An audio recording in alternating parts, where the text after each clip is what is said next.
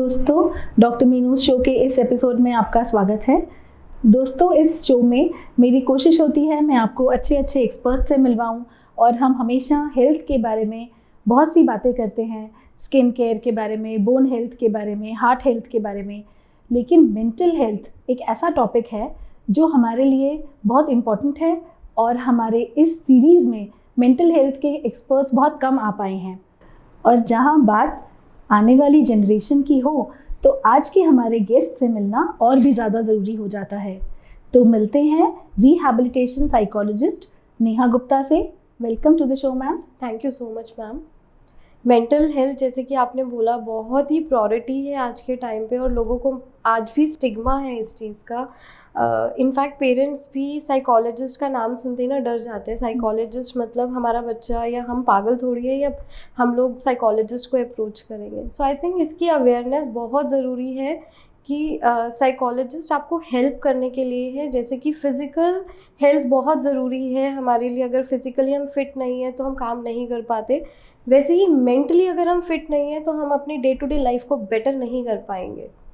जी ma'am, जहाँ बच्चों की जब बात आती है तो I think it is the parents who need more psychologist and more counselling than the children. Right. Because बच्चे आफ्टर ऑल पेरेंट्स से ही तो सीखते हैं, सब कुछ पेरेंट्स को ही कॉपी करते हैं जी। और हम हमेशा बच्चों को ब्लेम करते हैं कि बच्चे को ये प्रॉब्लम है। पेरेंट्स अक्सर समझते हैं कि बच्चे को डॉक्टर के पास ले जाने की रिक्वायरमेंट है, बट जहाँ मेंटल हेल्थ की बात होती है, खासकर बच्चे जब बहुत छोटी एज के होते हैं, तो I think it is the parents who need to be going to the psychologist. Definitely whenever parents come to us, जब पेरेंट्स हमारे पास आके बताते हैं, depending on the age group क्या है, अगर 10 से 15 साल या 18 साल के भी टीनेजर्स की एज के बच्चे आ रहे हैं तो उसमें पहले हम पेरेंटिंग एजुकेशन करते हैं। हम बच्चे की काउंसलिंग कैसे करेंगे? बच्चे को मैंने बिठा दिया, उसको मैंने समझा दिया कि बच्चे ये बिहेवियर आपका अप्रोप्रिएट नहीं है, इसको मत करना।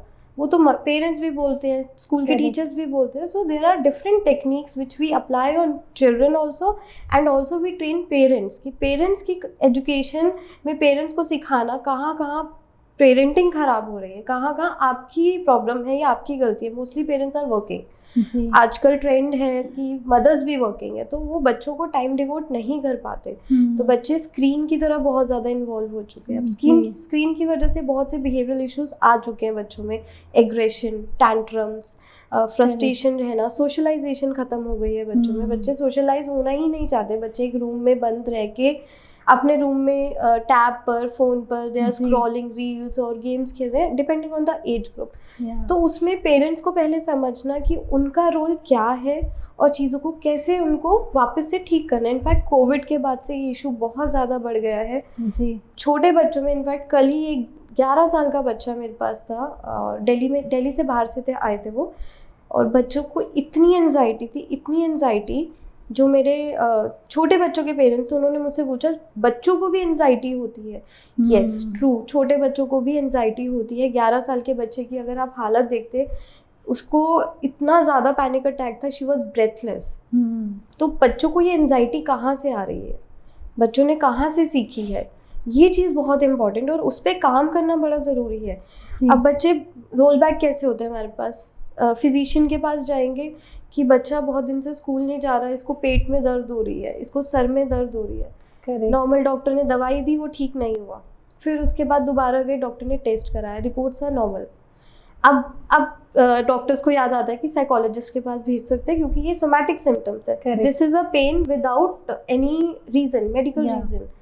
तो जब हम रूल आउट करते हैं तो काफ़ी चीज़ें उसमें समझ में आती हैं कि बच्चे की एनजाइटी क्यों और कहाँ से आ रही है। अब मेरे पास बच्चा आएगा तो मैं उससे पूछूंगी तो वो बताएगा ही नहीं कि उसकी एनजाइटी कहाँ से। सो देयर आर, उसे पता भी नहीं होगा ना कि उसको एनजाइटी है। उसको एनजाइटी पेरेंट्स को भी नहीं पता होगा। पेरेंट्स को भी नहीं पता। और जब हम रूल आउट करते हैं, there are different techniques.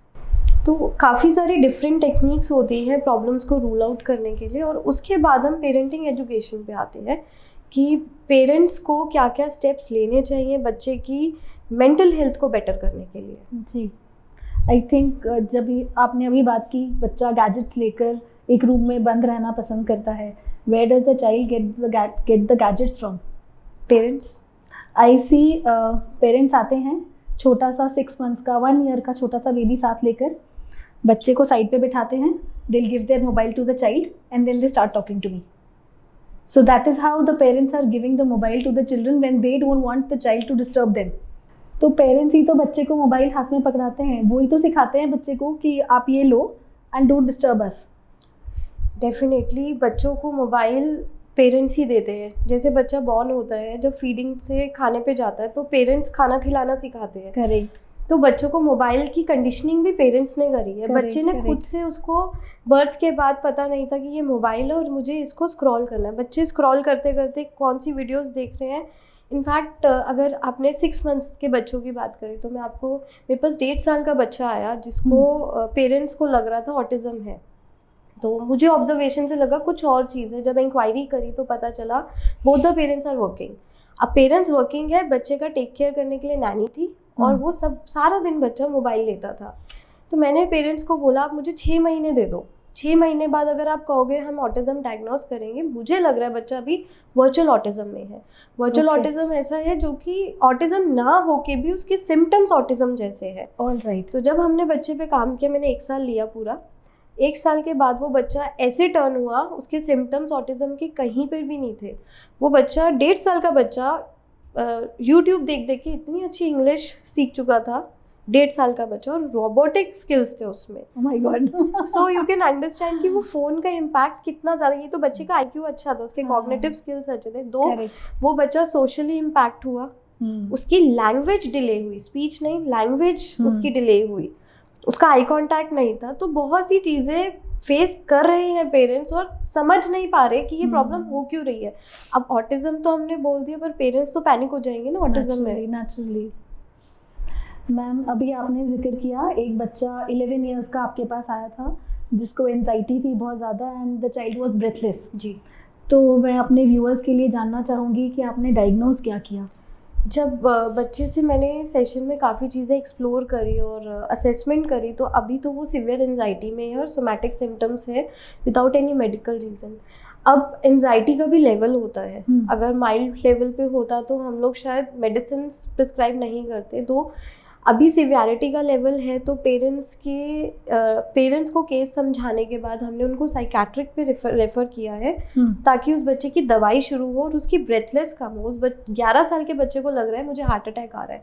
She was like this, ma'am मुझे हार्ट अटैक आ रहा है. तो वो सुन के यू फील बैड कि यार इतना छोटा सा बच्चा, उसको वो रेस्टलेस हो रहा है और रीज़न कुछ भी नहीं है. उसने कुछ चीज़ें मोबाइल से देखी जो कि उसकी एज अप्रोप्रिएट नहीं थी, जो मुझे मदर ने रिपोर्ट की.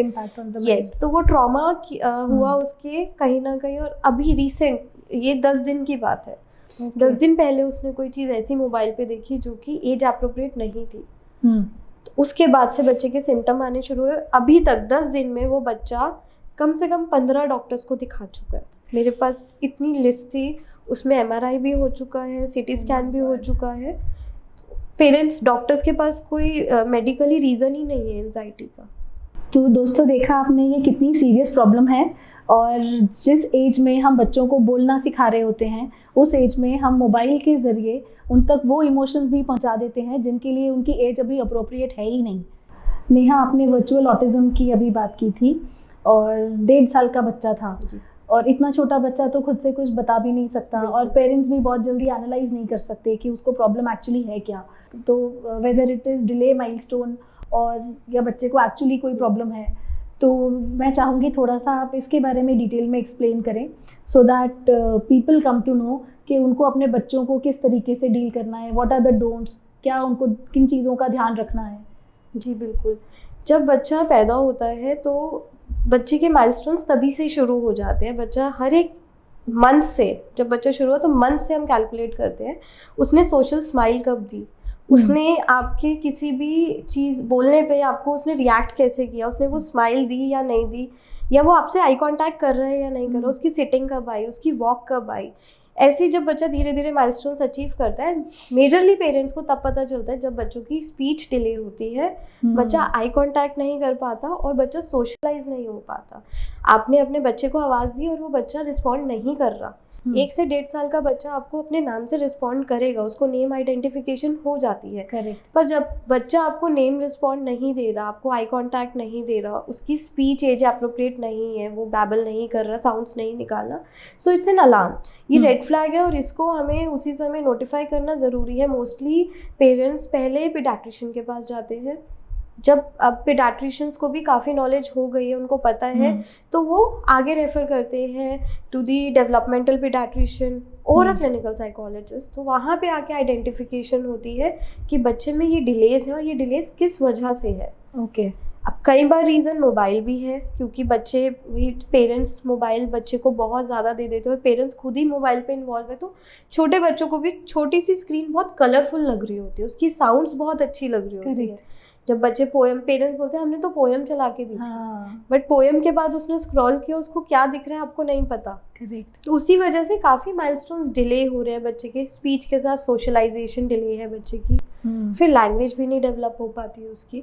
जैसे जैसे बच्चा स्टेप बाय स्टेप आगे एज में बढ़ता है, उसके माइलस्टोन्स डिले होते जाते हैं। मैम पहले ना जॉइंट फैमिलीज होती थी, तो पेरेंट्स के ऊपर भी एक चेक होता था, even if they were working, तो कोई बड़ा डांट देता था, कोई छोटा टोक देता था, तो पेरेंट्स भी ना एक चेक में रहते थे कि बच्चों के साथ ये करें या वो ना करें जी। और आजकल क्या हो गया है कि न्यूक्लियर फैमिलीज़ हैं, both the parents are working, तो उस केस में मैं चाहूँगी कि आप पेरेंट्स को कुछ डोंट्स बताएं, खासकर डोंट्स, ताकि वो बच्चों को सेफ एनवायरनमेंट में नरिश कर सकें। बिल्कुल मीनू जी, बहुत इम्पॉर्टेंट है आज की डेट में पेरेंट्स के लिए ये चीज़ समझना। हम लोग वर्क कर रहे हैं, हम जॉब कर रहे हैं, हम किसके लिए कर रहे हैं? अपनी ग्रोथ के लिए या बच्चों की ग्रोथ के लिए? और बच्चों को ही हम एक गलत एनवायरनमेंट दे रहे हैं, ज़रूर जानबूझ के नहीं दे रहे, पर वो हो रहा है, बिकॉज न्यूक्लियर फैमिली अब एक ट्रेंड हो गया है। Correct. बड़े घर पर नहीं है। पेरेंट्स के लिए बहुत ज़रूरी है, स्पेशली 5-7 ईयर्स तक बच्चे को मोबाइल बिल्कुल ना दिया जाए।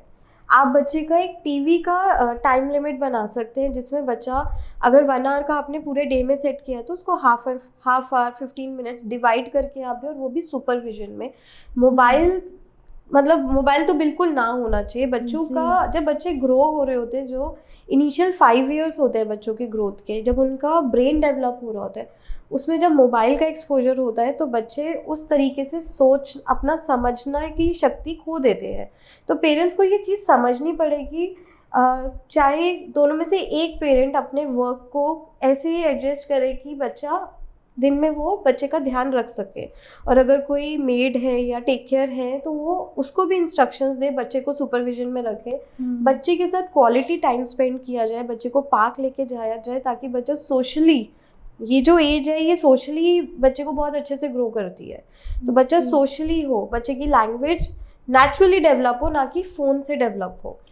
आजकल एक ट्रेंड चला है ऑनलाइन क्लासेस का, जी, which started in the Covid era. Covid, तब हमारे पास एक्चुअली रीज़न था ऐसा करने का, बट उससे भी बहुत एडवर्स इफेक्ट्स आए हैं, और अभी भी बहुत सारे छोटे छोटे बच्चों की भी क्लासेस ऑनलाइन होती हैं, like they go to school in the morning, लेकिन आफ्टरनून में उनकी जो ट्यूशन क्लासेस हैं वो ऑनलाइन होती हैं। So that is one very big reason जो पेरेंट्स बच्चों को फ़ोन देते हैं। जी, तो उसके लिए भी फिर आप सजेस्ट यही करेंगे कि पेरेंट्स कोई ना कोई सुपरवाइज करे बच्चे को। मैं आपको इसके भी एडवर्स एक इफ़ेक्ट्स बताना चाहूँगी। ऐसे बच्चे जो कि मोबाइल पे ऑनलाइन क्लासेस लेते हैं, मोबाइल पर ऑनलाइन क्लासेस से बच्चों की लर्निंग डिसेबिलिटी बहुत ज़्यादा डेवलप हो चुकी है। राइटिंग बच्चों की बिल्कुल जा चुकी है, बच्चों की रीडिंग जा चुकी है, बच्चे लिखना ही नहीं चाहते। और बच्चे कोविड से पहले बहुत इंटेलिजेंट थे, अच्छा स्कोर कर रहे थे, और बच्चे बिल्कुल इंट्रोवर्ट बन चुके हैं।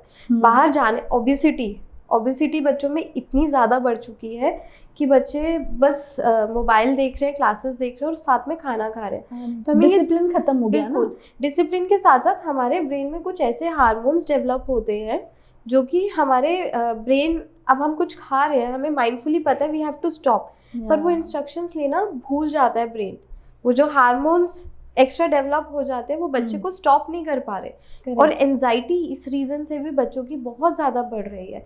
आई थिंक पेरेंट्स के पास इतनी चीज़ें अवेलेबल हैं कि वो बच्चों को बाहर क्लासेस के लिए भेज सके, और अगर नहीं कर पा रहे तो आई थिंक एक एज अप्रोप्रिएट बच्चे को अभी ऑनलाइन क्लासेस की ज़रूरत नहीं है, तो ना दीजिए आप। जी, ऑनलाइन क्लासेस के बहुत बैड इफ़ेक्ट्स हैं। जी, thank you so much Neha. It was really wonderful. मेरे हिसाब से आज मेरे व्यूअर्स बहुत खुश होने वाले हैं, specially the parents who are having young children at home.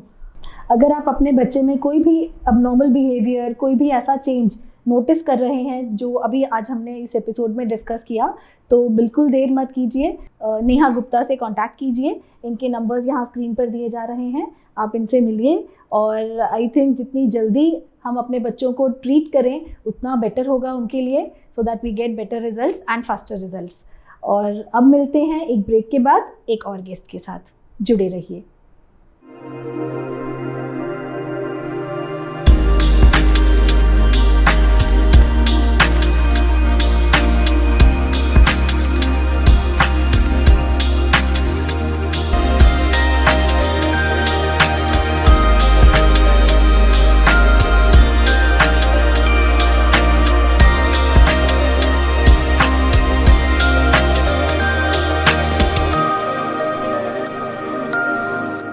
Welcome back दोस्तों। मेंटल हेल्थ के बाद कैसा रहेगा अगर हम फिजिकल हेल्थ ओवरऑल फिर से एक बार डिस्कस कर लें, तो मिलते हैं डॉक्टर सूर्यकांत से, जो सीनियर कंसल्टेंट हैं इंटरनल मेडिसिन के MGS हॉस्पिटल में। Welcome to the show doctor Suryakant. Thank you welcoming me. I am very delighted to be here. Doctor Suryakant, internal medicine को थोड़ा सा आप एक्सप्लेन करेंगे? इंटरनल मेडिसिन एक ब्रांच होती है मेडिसिन की जो कि ओवरऑल एस्पेक्ट को देखती है पूरे ह्यूमन बॉडी के। okay. जैसे obesity, diabetes, hypertension, heart disease, kidney की डिसीज़, लंग्स की डिसीज़, मतलब यू कैन से कि इंटरनल मेडिसिन के जो लोग होते हैं दे आर उनको हर बॉडी के अंग के बारे में बताया जाता है। और मतलब जो स्पेशलिस्ट नहीं होते हैं वो लोग, लेकिन उनको पूरी नॉलेज होती है हर चीज़ के बारे में, जो भी हमारे बॉडी के ऑर्गन्स हैं वो कैसे बिहेव करते हैं, जब वो बीमार होते हैं या उनमें कोई प्रॉब्लम्स आती है तो कैसे वो बिहेव करते हैं सारे ऑर्गन्स हमारे, और उनको क्या रेमेडीज़ होती हैं, कैसे ठीक किया जा सकता है। तो उस एस्पेक्ट को इंटरनल मेडिसिन होते हैं। तो basically you can say they are jack of all and master of none. Doctor Suryakant, अभी आपसे पहले हमने एक साइकोलॉजिस्ट से बात की एंड वी डिस्कस्ड कि हमारे थॉट्स का हमारी बॉडी के ऊपर, फिजिकल बॉडी के ऊपर बहुत असर होता है।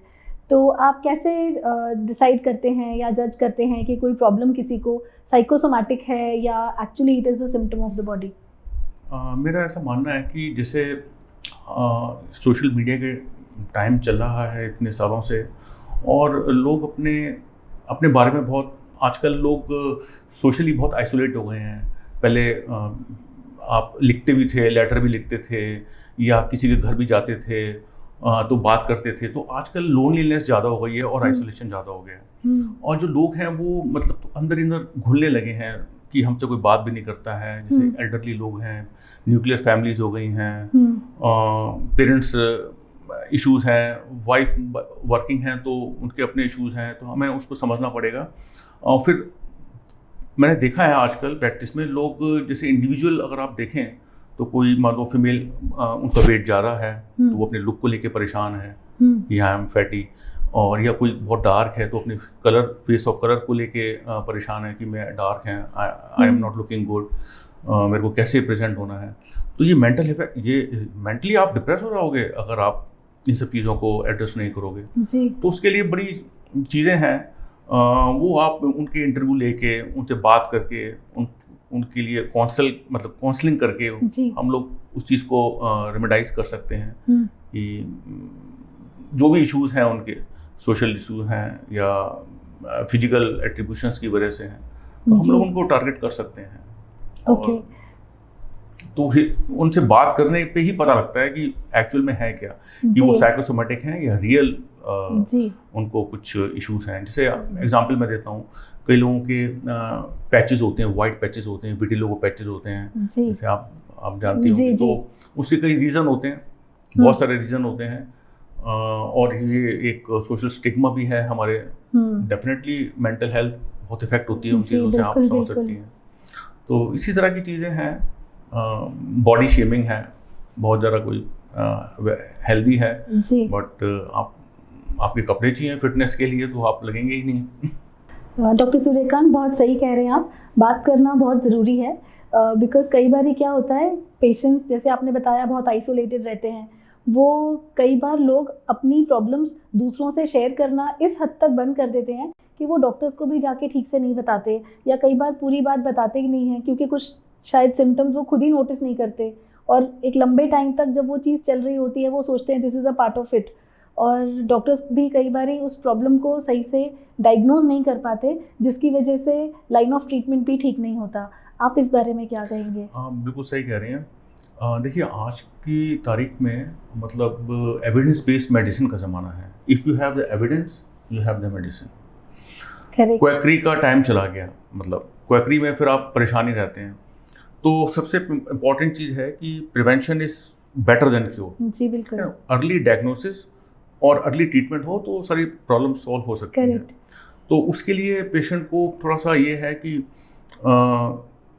डॉक्टर के पास जाना पड़ेगा, जो भी क्वालिफाइड डॉक्टर हैं उनसे अपनी सारी बातें बतानी पड़ेंगी, क्योंकि डॉक्टर उनसे पूरी हिस्ट्री पूछेगा, आपका बैकग्राउंड कैसा है, वेदर यू आर आप एल्कोहलिक हैं, डायबिटीज़ हैं, स्मोकिंग है, जो मतलब बॉडी को कई तरीके से अफेक्ट करती है। अगर आप शुगर के पेशेंट हैं तो क्या दवा ले रहे हैं, कितने सालों से है, फैमिली हिस्ट्री क्या है, हार्ट की बीमारी तो नहीं है कोई, मतलब सिम्टम्स के बेसिस पे पता लगेगा कि क्या है क्या नहीं है, और उसी तरीके से हम इलाज कर सकते हैं जी। जैसे मतलब बहुत सारे एग्जांपल्स हैं कि लोग आजकल हम देखते हैं अपनी जनरल प्रैक्टिस में, हमें गैस बन गई है, गैस बन गई है, गैस बन गई है, वो उस गैस की दवा खा भी रहे हैं, देखा गया है कि उनको हार्ट की बीमारी होती है, इंजाना होता है, या they land up in one day in ICU, CCU पता लगता है कि अरे हमें तो हार्ट अटैक हो गया। जी। तो ये सब चीज़ें अक्सर लोग मेडिसिन भी डॉक्टर्स अगर प्रिस्क्राइब करते हैं तो instead of taking it for the time period that the doctor has suggested,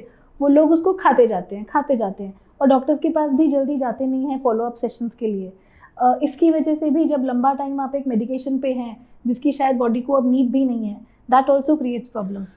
देखिए कुछ होती हैं एक्यूट इलनेस, जैसे किसी को खांसी जुकाम बुखार हुआ या लूज मोशन हो गया या छोटी मोटी जो है, तो दे आर क्योरेबल, वो अगर आप मेडिसिन ना भी लोगे तब भी अपने आप क्योर हो जाएंगी। लेकिन जैसे कुछ हैं लॉन्ग टर्म डिसीज़ हैं, जैसे डायबिटीज़ है, हाइपरटेंशन है, हार्ट की डिसीज़ है, ये आर्थराइटिस वगैरह है, ब्रोंकोएस्मा है, जब तक आप धरती पर जिंदा हैं तब तक ये रहेंगी, and you have to take care of all these things. और क्योंकि इनके कॉम्प्लिकेशन होते हैं जी, है ना, ब्रोंकोएस्मा बिगड़ जाए तो वेंटिलेटर की जरूरत पड़ सकती है, और शुगर बिगड़ जाए तो आपके मतलब सेप्टिसीमिया हो जाता है, सेप्टिक हो जाते हैं, हाथ पैर काटने की भी जरूरत पड़ जाती है। इसी तरह से किडनी फेल हो जाती हैं अगर अनकंट्रोल डायबिटीज़ रहे तो। ब्लड प्रेशर अगर हाई रहता है, जो कि बहुत आज की तारीख में हमारा सोशल लाइफस्टाइल इस तरह का हो गया है कि हम ध्यान ही नहीं देते अपनी बॉडी के ऊपर, ब्रेन अटैक्स हो सकते हैं, लकवा मार सकता है, हार्ट अटैक होते हैं हाई ब्लड प्रेशर से।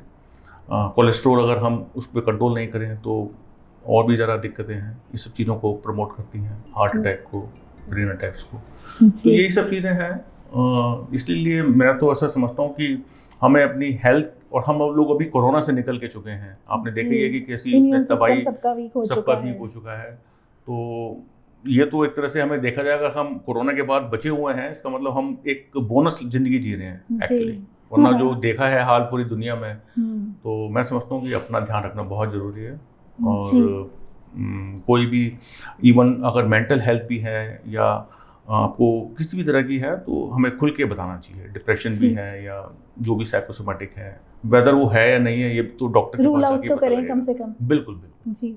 डॉक्टर सूर्यकांत, आपने बताया किसी को गैस्ट्रिक इशू था and then it turned out to be angina, तो इसके सिम्टम्स बहुत ज़्यादा सिमिलर होते हैं, और कई लोगों को ऐसे लगता है कि हमें हार्ट अटैक ना आ जाए या हमें कोई हार्ट प्रॉब्लम ना हो, और वो डॉक्टर के पास जाने से भी डरते हैं। तो उन पेशेंट्स के लिए खासकर मैं चाहूँगी कि आप उनको कुछ ऐसा तो बताएं जिससे एटलीस्ट शायद वो एक टेस्ट करवा कर या किसी तरीके से एटलीस्ट मेंटली तो रिलीव्ड हो जाएं कि उनको क्या प्रॉब्लम है या एटलीस्ट नहीं है। देखिए उसमें क्या होता है कि आप बिल्कुल सही कह रहे हैं, इस तरह के पेशेंट बहुत आते हैं कि जो अपने मतलब सिम्टम्स को दबाते हैं और दे लैंड अप इन कैटास्ट्रॉफी, और उससे फैमिली इफेक्ट होती है। है नहीं है। अगर आप अकेले ही ब्रेड अर्नर हैं अपनी फैमिली के और आपको कुछ एंजाइना टाइप की शिकायत हो रही है, कुछ जैसे आप जिसको कि आप इग्नोर कर रहे हैं, मैं समझता हूँ कि उनको डॉक्टर से मिलके अपनी पूरी बात बतानी चाहिए। उनको डरने की ज़रूरत नहीं है। और उनको ईसीजी है, इकोकार्डियोग्राफी है, स्ट्रेस टेस्टिंग होती है, और एंजियोग्राफी भी होती है। आजकल कई मॉडलिटीज़ हैं, उनको करवाना चाहिए। ताकि क्योंकि कुछ हो गया तो उनकी फैमिली परेशान होगी पीछे उनके। सबसे ज़्यादा तो खुद भी होंगे। खुद तो होंगे ही होंगे, अब वो बचेंगे तभी तो होंगे। डॉक्टर सूर्यकांत, कोविड के बाद ना काफ़ी चीज़ें चेंज हुई हैं हमारे माइंड में। I will say mind because body के अंदर जो भी हो रहा है कहीं ना कहीं वो हमारे माइंड के ऊपर बहुत ज़्यादा इफेक्ट कर रहा है। तो छोटी सी भी प्रॉब्लम होती है तो हम बहुत ज़्यादा डर जाते हैं, हमें लगता है कुछ बड़ा ही हुआ है। अभी भी लोगों को लगता है ज़रा सी खांसी आती है तो उनको लगता है सांस ना रुक जाए, या बहुत सारी ऐसी प्रॉब्लम्स, फटाफट भागते हैं डॉक्टर के पास। तो मैं समझती हूँ आपके पास भी ओपीडी में बहुत सारे केसेस ऐसे आते होंगे और डायग्नोसिस में भी कुछ चेंजेस हुए होंगे। तो आपका क्या ऑब्जर्वेशन है? कोरोना के बाद से जनरल प्रैक्टिस में मैंने देखा कि एक तो उनको पोस्ट ट्रॉमेटिक स्ट्रेस डिसऑर्डर बहुत है, क्योंकि उन लोगों ने अपने काफ़ी लोगों को खोया है अपने घर वालों को। That is the right word. जी। तो एक तो ये है, तो उसमें कि मेंटल इश्यूज उसमें आप कह सकते हैं उनको, और बहुत ज़्यादा मतलब उनको टेंस रहते हैं आज की मैंने देखा है पेशेंट। दूसरा ये डायबिटीज़ का इंसिडेंस बहुत बड़ा है। ओके। डायबिटीज़ का जो कि किलिंग डिसीज़ है, साइलेंट किलर है डायबिटीज़, जी। शुगर जिसे बोलते हैं डायबिटीज़। उसके बाद मैंने देखा है कि कार्डियक इश्यूज भी बहुत आए हैं पेशेंट को, हार्ट अटैक्स होने लगे हैं, सडन कार्डियक डेथ होने लगी हैं। हाँ जी, जिम्स में है। आप कुछ लेक्चर दे रहे हैं, अचानक कोलैप्स कर गए, आप कुछ काम कर रहे हैं, कोई भी एक नॉर्मल रूटीन वर्क में सोए हैं तो सुबह उठे ही नहीं है जी, सडन कार्डियक डेथ। तो इस तरह के इश्यूज बहुत आए हैं। और मैंने एक और भी देखा, आप जैसे डर्मेटोलॉजिस्ट हैं, लोगों के बाल झड़ने बहुत शुरू हुए हैं जी। काफ़ी पेशेंट आते हैं कि हमारे कोरोना के बाद हमारे बहुत ज़्यादा बाल काफ़ी झड़ने लगे हैं।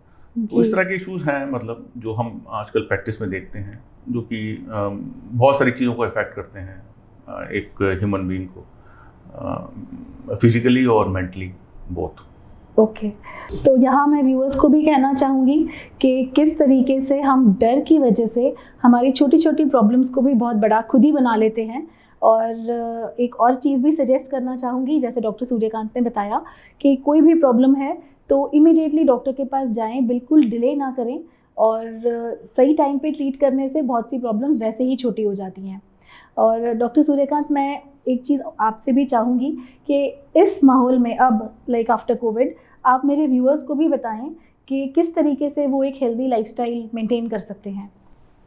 ये बहुत इम्पॉर्टेंट चीज़ आपने पूछी, बहुत सही अच्छा सवाल था ये। आज के टाइम में हमें सबसे पहले तो अपने न्यूट्रिशन पे ध्यान देना चाहिए जी। बिल्कुल, न्यूट्रिशन पे ध्यान देना बहुत ज़रूरी है ना। हमें ओवर वेट से बचना चाहिए कि हम मोटे ना हो। उसके लिए हमें अपनी कैलोरी कट पे ध्यान देना चाहिए, एंड फिजिकल एक्सरसाइज पे ध्यान देना चाहिए, जो कि कई फॉर्म में हो सकती है। योगा हो गया, जिमिंग हो गया, घर पे एक्सरसाइज हो गया। तो वेट रिडक्शन आज की तारीख में बहुत इंपॉर्टेंट है, कैलोरी इनटेक, वेट रिडक्शन, क्योंकि ये बहुत चीज़ें इससे फ़र्क पड़ता है डायबिटीज़ पे। क्योंकि मोटापा जो है वो हार्ट की बीमारियां, डायबिटीज़ के लिए और भी कई सारी चीज़ें वो लेके आती है। मतलब आपके जितना ज़्यादा वेट होगा उतना ही ज़्यादा आपके बैक एक होंगे, उतना ही आपके घुटने कम काम करेंगे, जल्दी रिप्लेसमेंट की नौबत आएगी। तो ये सब चीज़ें तो बहुत इंपॉर्टेंट है। दूसरा ये कि जो भी अगर आपको कोई इलनेस है, जैसे आप डायबिटिक हैं या हाइपरटेंसिव हैं या आपको हार्ट डिसीज़ भी है, तो आपको मेडिकेशन प्रॉपर तरीके से, मतलब उसको चलाना ही चलाना है अनटिल अनलेस कि डॉक्टर साहब आपके जो हैं, आपको जो फॉलो कर रहे हैं वो मना करें। Otherwise you have to continue with your medication. और एक सबसे इम्पॉर्टेंट चीज़ है कि पॉजिटिव हेल्थ की तरफ आपको ज़रा ध्यान देना है। Positive body carries a positive mind जी, है। एक healthy body carries a healthy mind, ये बहुत इंपॉर्टेंट चीज़ है। जी बिल्कुल डॉक्टर सूर्यकांत, व्यूअर्स, ये तो बिल्कुल सही है, और healthy mind always has a healthy body, और अगर हम हमारी बॉडी को हेल्दी रखेंगे तो माइंड ऑटोमेटिकली हेल्दी रहेगा। बहुत बहुत शुक्रिया डॉक्टर यहाँ पे आने का, बहुत अच्छे आपने सजेशंस दिए हमारे व्यूअर्स के लिए। दोस्तों, अगर आप डॉक्टर सूर्यकांत से मिलना चाहते हैं, इनसे बात करना चाहते हैं, ये MGS हॉस्पिटल में है, पंजाबी बाग, दिल्ली में। इनके नंबर्स यहाँ स्क्रीन पर दिए जा रहे हैं, आप इनसे कॉन्टैक्ट कर सकते हैं। और अगले हफ्ते फिर मिलेंगे एक और गेस्ट के साथ। जुड़े रहिए डॉक्टर मी न्यूज़ शो में।